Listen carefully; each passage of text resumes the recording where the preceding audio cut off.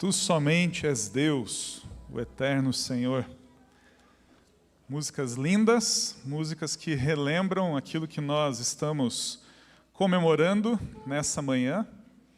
E é fantástico imaginar que nós servimos a um Deus que vai muito além de qualquer filosofia, de qualquer ideologia, mas nós servimos a um Deus vivo. E às vezes a gente não tem noção do que isso significa. A gente repete muitas vezes, Jesus está vivo. Sim, ele ressuscitou, ele era um morto, havia um defunto ali que voltou à vida. Só que o detalhe, daí se falar, Lázaro também voltou a viver? Sim, mas Lázaro morreu de novo. Você não vê Lázaro andando por aí até hoje. Mas o nosso Senhor Jesus Cristo foi elevado aos céus e permanece vivo e vai permanecer por toda a eternidade. Amém? Não é fantástico isso? Que privilégio poder falar, poder compartilhar a palavra de Deus num domingo de Páscoa pela manhã. E eu lembro que em algumas igrejas que nós já participamos, Valdir e a Norma vão lembrar de uma vez, ou algumas vezes, que no domingo de manhã a gente fazia o culto antes do dia amanhecer. Né? E a ideia era ter aquele sentimento que aquelas mulheres tiveram quando chegaram no túmulo e viram o túmulo com a pedra já tinha rolado, os anjos e o túmulo estava vazio. E ao mesmo tempo é um desafio, porque a gente está vivendo um tempo de campanha como igreja, pensando na espiritualidade emocionalmente saudável, ou nas emoções espiritualmente saudáveis. Não vou fazer trocadilhos aqui, mas nós temos pensado nisso. Então eu estava conversando com os pastores e falei, poxa, será que a gente pode juntar um pouquinho de cada coisa e aproveitar essa manhã de Páscoa e pensar sobre as emoções de algumas pessoas que experimentaram aquela Páscoa, que experimentaram o que aconteceu naqueles dias. Enfim, então eu vou tentar fazer isso nessa manhã e espero que Deus fale ao seu coração, como falou o meu coração. Bem, por falar em campanha, nós temos vivido esse tempo. Quem aqui está participando de um PG, levanta a mão. Alguém falou eu também, levantou a mão junto? Ah, legal, obrigado. Se você não está, procura alguém que está e participe, é um tempo muito gostoso. Deixa eu mostrar uma foto aqui, eu vou pedir licença aos outros PGs, mas eu vou mostrar uma foto do nosso PG, tá bom? Não é para fazer competição nenhuma, de forma alguma, mas simplesmente mostrar um pouco daquilo que a gente viveu essa semana. A gente estava fazendo toda sexta aqui na igreja, essa semana, por conta da Páscoa, a gente juntou na casa ali da Cris e do Fernando, e foi um tempo muito gostoso, não apenas pelo chocolate ali que a gente está segurando, mas pelo que a gente tem compartilhado.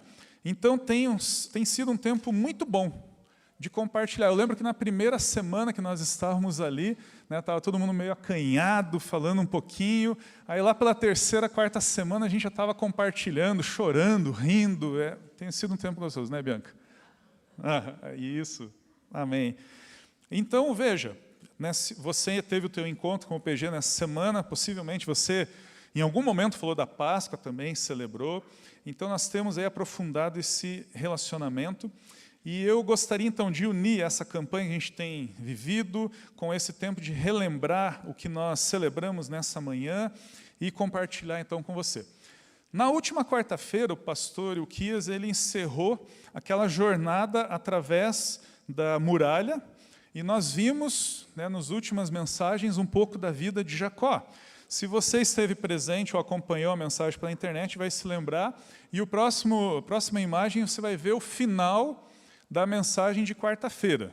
Tá bom? Então, se você não veio, se você não acompanhou, puxa, está tudo lá no YouTube, você pode acompanhar, mas se você não estava aqui, eu vou dar essa colher de chá para você, e você vai ter o último slide de quarta-feira, que fala justamente isso, a nova rotina nunca será enfrentada da mesma maneira que antes da jornada.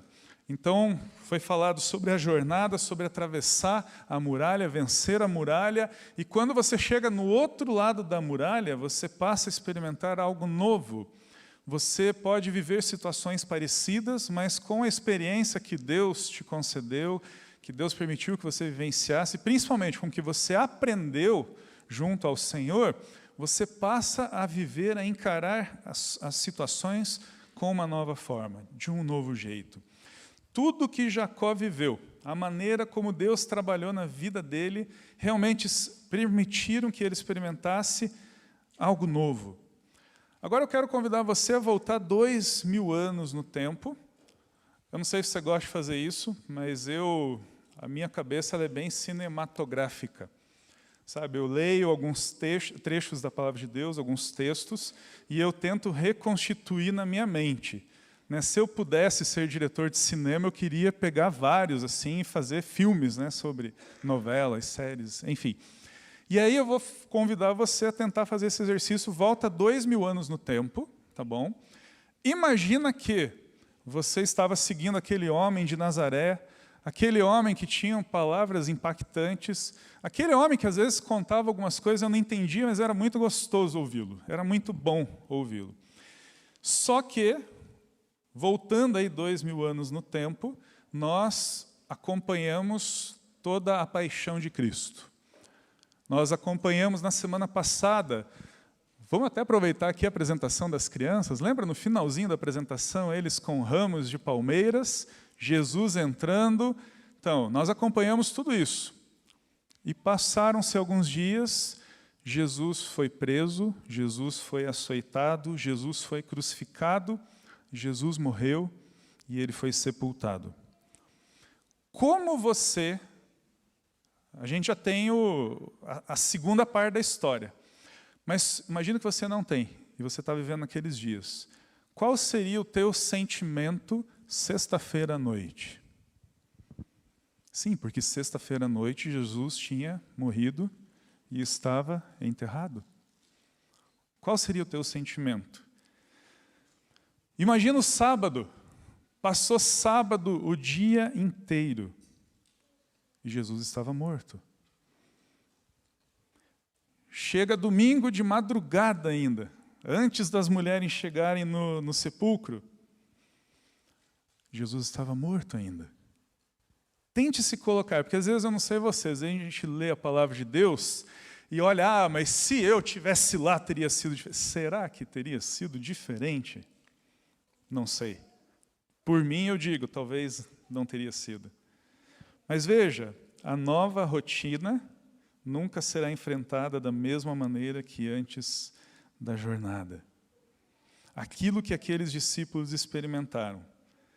Imagine o tamanho da muralha que eles tiveram que experimentar ao ver essa imagem aqui. De sexta-feira, no final da tarde, até o domingo pela manhã. E aí não tem como pensar em 12 discípulos ao mesmo tempo, eu escolhi um, que eu gosto bastante, eu acho interessante esse personagem, que é o nosso querido Pedro, né? O apóstolo Pedro. Você consegue imaginar o que passou pela cabeça de Pedro naqueles 3 dias? Eu não sei se você se identifica com algum personagem, talvez você seja uma pessoa como Pedro, impulsivo, aquele que toma as decisões e fala, Senhor... Não, volta um pouquinho, isso. Pode deixar aí por enquanto, obrigado. Talvez você se compare com Pedro. O que será que ele viveu naqueles 3 dias? E eu separei 3 momentos da vida de Pedro para pensar como Deus trabalhou na vida dele para que ele pudesse ter uma espiritualidade emocionalmente saudável e pudesse ser o Pedro que nós conhecemos lá em Apocalipse. Então, a primeira característica, agora pode passar, por favor. Olha só, Pedro era alguém que tinha uma característica, ele era impulsivo. E eu separei pelo menos 3 ocasiões aqui, daqui a um pouco a gente vai ler uma específica, mas não precisa abrir a sua Bíblia, lá em Mateus, você vê Jesus falando já sobre a sua morte, e aí Pedro fala, não vai acontecer isso com o Senhor, não vou deixar. E aí Jesus repreende Pedro, e aí Pedro, não, tá bom, então Pedro recuava. Aí na hora que Jesus ia ser preso, Pedro ele saca uma espada e corta a orelha do soldado, e alguém fala, nossa, ele conseguiu acertar bem na orelha, né? Que cara bom. Não, é que o soldado deve ter desviado e não pegou no meio da cabeça dele. Nós temos o lava-pés também.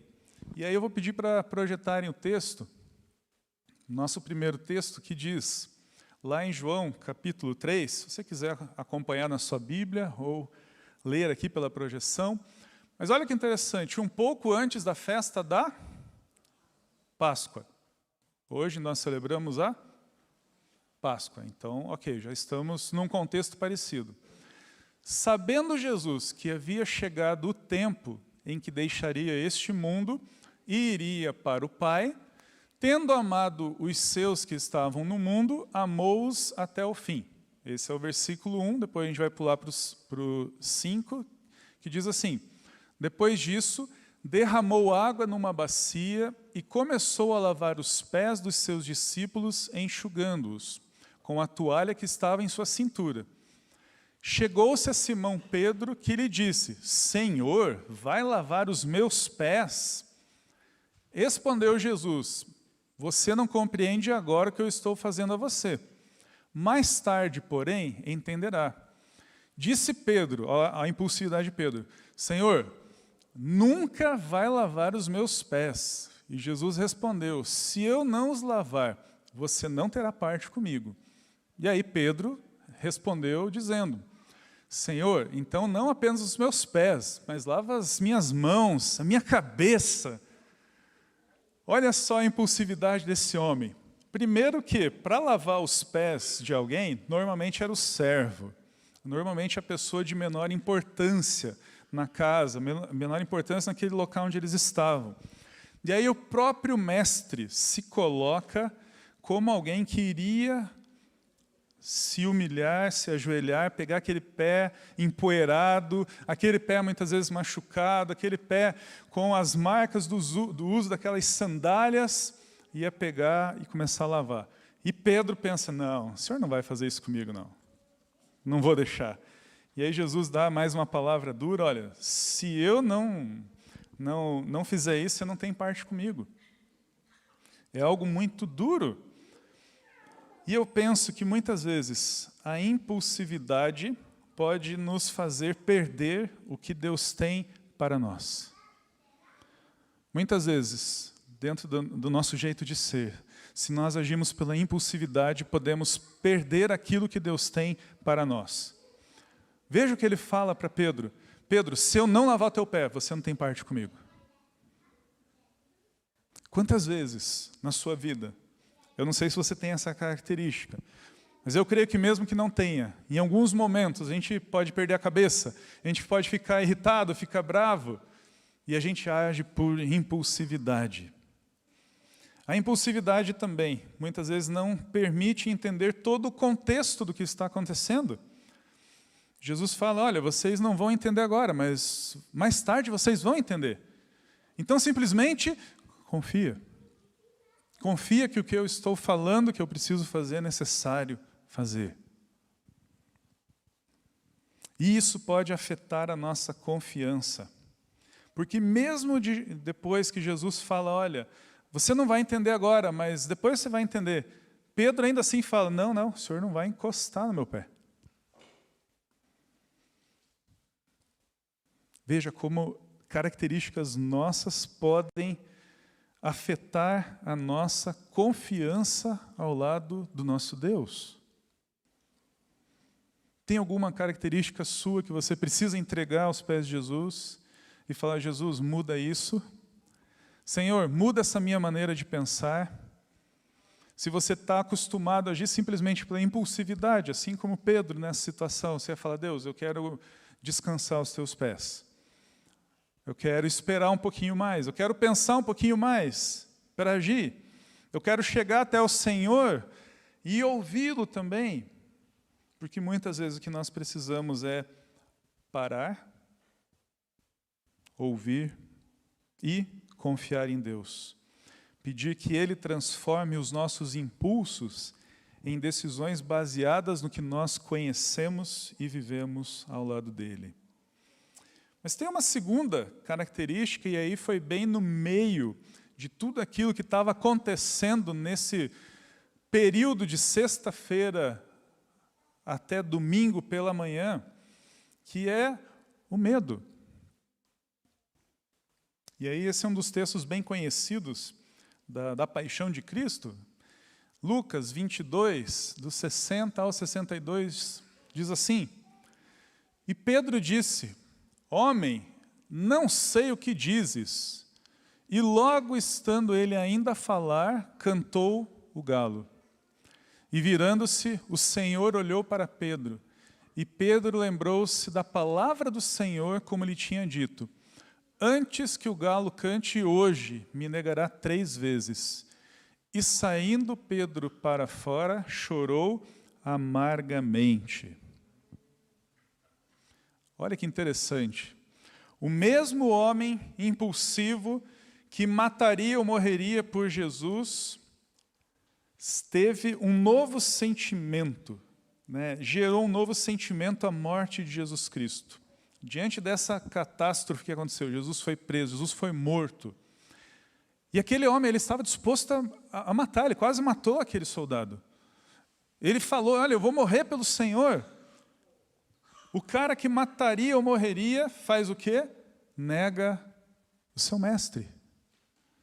E aí nós não lemos todo o texto, mas é interessante porque você vai acompanhando, né? Teve a primeira vez, era você que andava com Jesus? Não sou eu. Não, você, não sou. E a terceira vez, ele nega. E aí lembra que eu pedi no início para você se colocar no lugar dos discípulos e imaginar esse período ali de 3 dias, como deve ter sido? Eu estava tentando me colocar no lugar de Pedro e pensar, sabe quando muitas vezes você conhece alguém que começa a seguir Jesus, ou talvez você tenha vivido isso, e você fala: não, eu vou fazer a viagem missionária, eu vou para a Bahia, se precisar, eu vou a pé lá para a Bahia, porque eu quero compartilhar de Jesus. E aí você fala: não, o que tiver na igreja eu vou fazer, eu vou poder fazer. Tem PG, eu quero participar de todos os PGs possíveis. E aí acontece alguma coisa inesperada. Você ora e Deus não responde. Você pede algo e Deus fala: não, eu não vou te conceder isso agora. Como é que fica o teu coração? Pedro, ele tinha expectativas. Pedro, ele queria algo, ele aguardava, ele ansiava pelo reinado do Senhor Jesus. E naquele momento eu imagino que Pedro ficou decepcionado, ficou preocupado, teve medo, e esse medo fez com que ele negasse o mestre. Alguma vez já passou por uma situação parecida com essa? Talvez você fale: não, pastor, eu nunca neguei a Jesus. Talvez não publicamente. Mas alguma vez no teu coração você já questionou alguma decisão de Deus? Alguma resposta de Deus? Alguma vez, quando Deus não te respondeu, você chegou: Deus? E veja, nós temos liberdade para chegar ao nosso Deus e colocar as nossas dúvidas, os nossos anseios aos pés dele. E ele quer trabalhar na nossa vida, ele quer tratar a nossa vida. Mas o que Pedro fez aqui foi algo muito ruim. E é interessante que eu quis colocar esse texto exatamente em Lucas, porque Lucas, ele acrescenta um detalhe incrível. Está vendo ali quando ele fala que naquele momento o galo cantou e virando-se o Senhor olhou para Pedro. Pedro estava próximo. Pedro estava acompanhando ali para ver o que estava acontecendo. E naquele momento o Senhor lança um olhar e eu fico imaginando o que deve ter passado pela cabeça de Pedro. Fala: Senhor, eu prometi tanta coisa para o Senhor. Ainda há poucos dias eu falava que morreria pelo Senhor, e o Senhor já tinha me falado que eu ia te negar 3 vezes, e eu não me dei conta disso. E aí a Bíblia fala, Lucas registra, que ele saiu dali e chorou com amargura. Aquele choro de tristeza, de contrição, de falar: Deus, eu falhei. E ele sai correndo. E aí fica fácil da gente compreender algumas atitudes de Pedro depois. Lembra? Vou pescar. Acabou. Talvez, aqui eu vou conjecturar agora, mas talvez ele até tenha se lembrado em algum momento, ele falou que ia ressuscitar, ele ressuscitou, mas será que eu ainda sou digno de ser usado? Porque eu falei tanto para Deus, eu queria fazer tudo para Ele, e eu falhei, eu vou voltar para a minha vida antiga, deixa eu procurar aquele trabalho que eu tinha, que estava garantido, eu sou um bom pescador, eu vou retornar para lá.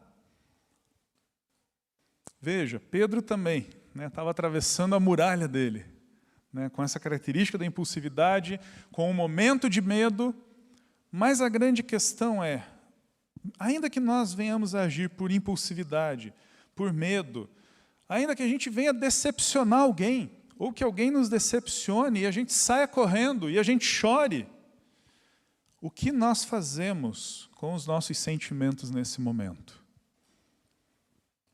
Nós estamos sujeitos a falhas, a erros, a decepções. Mas o que nós fazemos com isso?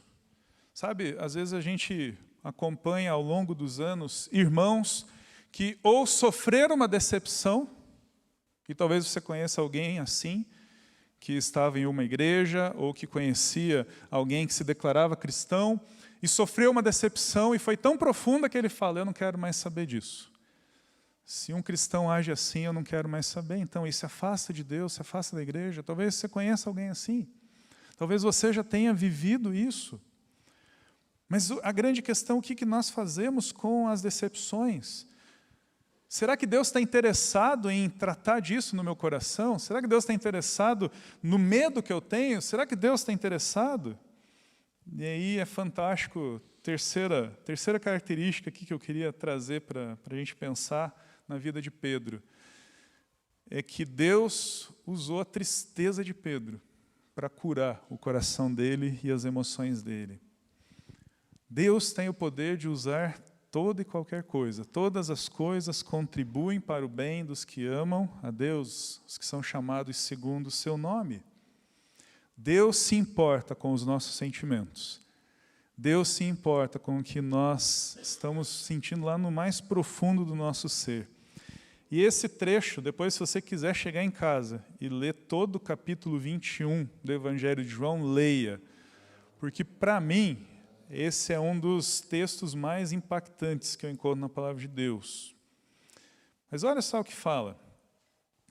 João, capítulo 21, do versículo 15 ao 17. Depois de comerem, Jesus perguntou a Simão Pedro, Simão, filho de João, você me ama realmente mais do que esses? E ele disse, sim, Senhor, tu sabes que eu te amo. Disse Jesus, cuide dos meus cordeiros. Novamente Jesus disse, Simão, filho de João, você realmente me ama? E ele respondeu, sim, Senhor, tu sabes que eu te amo. E Jesus respondeu mais uma vez, pastorei as minhas ovelhas. E aí, pela terceira vez, ele disse, Simão, filho de João, você me ama? E aí, nesse momento, Pedro ficou magoado ou ficou entristecido, porque Jesus lhe perguntou pela terceira vez, você me ama? E aí ele disse, Senhor, tu sabes todas as coisas e sabes que te amo. E aí Jesus disse, cuida das minhas ovelhas. Eu amo esse texto por vários motivos, eu fico imaginando aquela manhã, o pessoal pescando, não pegou nada, aí chega Jesus, e eu vou confessar uma coisa para vocês só, eu falo para a Jana, que quando eu chegar no céu, eu não sei se eu vou poder, mas eu quero pedir para Jesus fazer aquele pãozinho que estava lá em cima da brasa, ali de João 21. Porque não tinha nada aberto, era cedo, né? Não tinha nada aberto, eu não sei como é que ele fez aquele pão, mas se der lá no céu, eu falo, Jesus, faz um pãozinho daquele para mim também. Mas tá bom, confessei aqui para vocês um sonho, aí, um desejo para a eternidade, né? Mas ali, eles ficaram pescando, não pegaram nada, chega Jesus, aí Pedro, mais uma vez, a Bíblia fala que ele estava nu, ele já colocou ali uma capa, se jogou na água, saiu nadando para lá para encontrar o mestre. E aí eles estão comendo, Jesus fala, traz o peixe ali que vocês pescaram e faz ali na brasa, aquela refeição maravilhosa de um Deus que se importa com os sentimentos, que se importa com as pessoas, e eu vejo nesse texto um tratamento de Jesus na vida de Pedro. Porque aquela tristeza, passa o próximo, por favor, não foi uma tristeza vazia, mas uma tristeza que gerou uma reflexão na vida de Pedro. Olha só, quantas vezes Pedro negou a Jesus? 3. Quantas vezes Jesus fez a mesma pergunta para Pedro? 3. Eu acho fantástica a didática do Senhor. Mas ok, então ele começa. Pedro, você me ama? Claro que eu te amo, Senhor. Tá. Pedro, você me ama? Claro que eu te amo. Pedro, olha para mim. Você me ama? Eu acho interessante porque no Evangelho de João, né, nós encontramos esse destaque que na terceira vez a resposta foi um pouquinho diferente. Senhor, tu sabes todas as coisas. Tu sabes que eu te amo. Eu tenho a impressão de que Jesus precisou fazer essas perguntas para que Pedro não desse mais uma vez uma resposta impulsiva. Para que não fosse, sim, eu te amo, claro. Ele precisou ficar magoado ou ficar entristecido para que então viesse uma resposta do que eu creio que é aquela que vem lá do fundo da alma. Senhor, tu sabes todas as coisas. Ou seja, Senhor, o Senhor sabe do meu coração, mas eu te amo. E aí o próprio mestre conduz Pedro para o outro lado da muralha, para que ele pudesse ver algo novo em sua vida. E isso é fantástico. Pedro, você não precisa voltar a pescar. Lembra quando eu te chamei? Quando eu chamei os pescadores que não seriam mais simples pescadores, mas seriam pescadores de homens? Isso não mudou. Apesar de você ter me negado, eu conheço o teu coração. Eu sei que você me ama. E é por isso que eu quero trazer você para aquilo que eu te chamei. E aí nós vamos lá para o livro de Atos, a partir de Atos capítulo 2, e Pedro está fazendo o quê? Sendo usado por Deus para pescar homens. Deus se importa com os nossos sentimentos. Deus quer tratar os sentimentos, aqueles que nós já conhecemos, aqueles que nós nem sabemos, Deus quer tratar. Mas e você? Nessa manhã de Páscoa, relembrando que o nosso Senhor Jesus Cristo está vivo, nesse horário as mulheres já tinham saído correndo, os discípulos já estavam que nem loucos lá correndo atrás, e Jesus já ia começar a aparecer, e algo novo ia começar a acontecer. E esse algo novo é o que nos traz aqui, nesse domingo pela manhã. É esse algo novo que nos faz ficar emocionados quando a gente canta uma música que reconhece a grandeza do nosso Deus. É esse algo novo que leva um monte de gente para atravessar fronteiras, para levar essa palavra lá nos confins da terra. É esse algo novo que nos move. Quais são os sentimentos que você precisa colocar aos pés do Senhor para que possa ser usado da maneira que Deus quer te usar? Você tem agido por impulso? Você está com medo? Você está fugindo por conta das suas ações, chorando? Você acha que não pode mais ser usado por Deus pela maneira que você viveu, ainda vive? Nessa manhã, eu quero, com muita humildade, né, pegar essas perguntas que Jesus fez para Pedro e perguntar para você. Meu irmão, você ama a Jesus? Meu irmão, você ama a Jesus? Minha irmã, você ama a Jesus? Para que não seja aquela resposta padronizada, religiosa, sim, eu amo. Não, você ama. O que Ele fez na sua vida? Quem é Jesus para você? Se você concluiu que sim, saiba que Ele quer te usar poderosamente. Ele tem poder para curar teus sentimentos, Ele tem poder para perdoar seu passado, Ele tem poder para alterar a sua negação das coisas. Porque Ele se importa com você. Não permita que os teus sentimentos te impeçam de ser usados por Deus. Não permita, sabe aquela frase que muitas vezes nós temos? Ah, não, eu nasci assim, eu sou assim. Esquece isso. Porque se a gente é assim, nasce assim, vai morrer assim, a gente está falando, ainda que não com palavras, mas lá dentro a gente está pensando assim, Deus não tem poder para mudar nada na minha vida. E Deus muda completamente. E eu falei do PG no início, eu quero encerrar aqui antes da gente orar de novo com essa imagem, sabe por quê? Porque talvez dentro dessa construção de uma espiritualidade emocionalmente saudável, Deus vem usar pessoas. Deus vai usar pessoas que muito provavelmente podem estar nesse grupo que você tem participado. Talvez você fale, mas eu não estou em nenhum, queria participar. Procura o pastor Nildo, conversa com ele. Tem vários PGs aí que você pode estar participando também.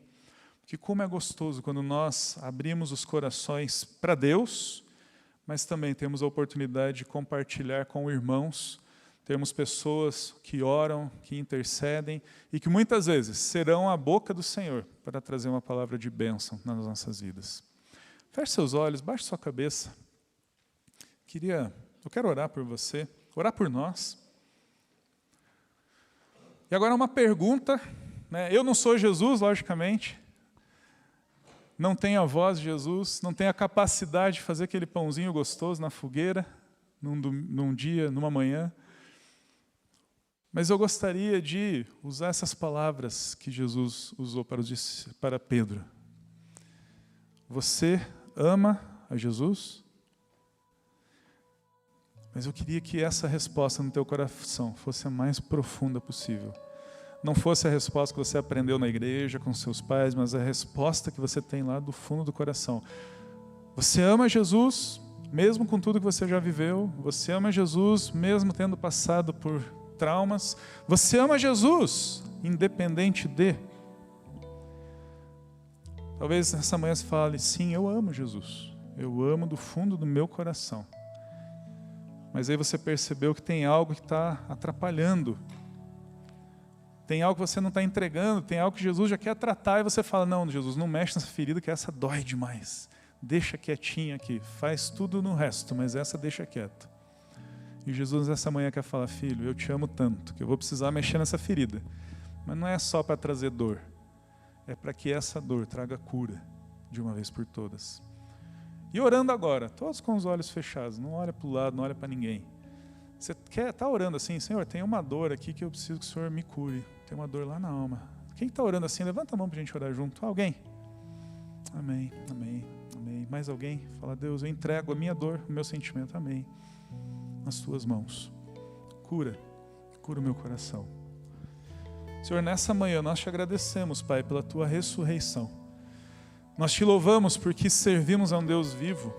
E não apenas um Deus vivo que está sentado num alto e sublime trono, mas que está do nosso lado e que habita em nós através do Espírito Santo. Obrigado porque o Senhor se importa conosco, Pai. E nessa manhã reconhecemos alguns dos sentimentos que Pedro experimentou, talvez de tantos outros. Mas, Pai, quantas vezes nós nos identificamos também, seja como impulsivos, por medo, fugindo, ou tristes, Pai. Mas, Senhor, queremos entregar todo e qualquer sentimento aos Teus pés, para que assim como o Senhor fez com Pedro, transformou uma tristeza em uma reflexão que transformou a vida de Pedro. Também, Senhor, cada um dos meus irmãos aqui que está colocando algum sentimento diante do Senhor, eu peço, Pai, trata, Senhor, trata os nossos corações, cura os nossos corações e nos usa de maneira poderosa para a glória do Seu nome, Pai. Faz isso, é o que nós te pedimos no nome santo de Jesus Cristo. Amém e amém. Deus abençoe a todos.